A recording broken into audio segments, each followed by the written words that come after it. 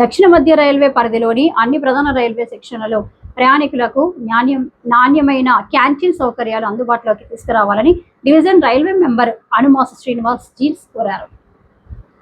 ఈ మేరకు ఆయన అడిషనల్ డివిజనల్ రైల్వే మేనేజర్ ముత్యాల నాయుడును సికింద్రాబాద్ తన ఆఫీసులో కలిసి వినతి పత్రం అందజేశారు.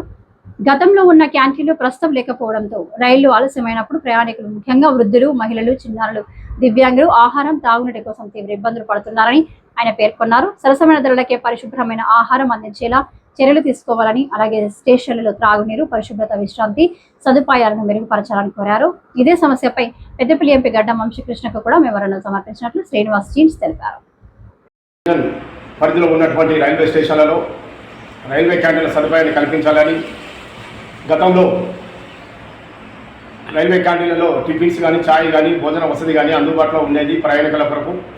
మరలా తిరిగి వాటిని ప్రారంభించాలని సీనియర్ డీసీఎం మరియు అడిషనల్ డివిజనల్ రైల్వే మేనేజర్ గారికి మెమోరాండం ఇవ్వడం జరిగినది. అంతేకాకుండా పెద్దపల్లి పార్లమెంట్ సభ్యుడు శ్రీ గడ్డం వంశీకృష్ణ గారికి కూడా మెమోరాండం ఇవ్వడం జరిగినది. వారు కూడా ఆ యొక్క రైల్వే స్టేషన్లలో క్యాంటీన్ల కొరకై ఉన్నత రైల్వే అధికారులతో మాట్లాడి కృషి చేస్తానని వారు తెలియపరిచినారు. ఎంపీ శ్రీ గడ్డం వంశీకృష్ణ గారికి సికింద్రాబాద్ డివిజన్ పరిధిలో ఉన్నటువంటి ప్రయాణికుల తరఫున వారికి ప్రత్యేకమైనటువంటి మా యొక్క ధన్యవాదం.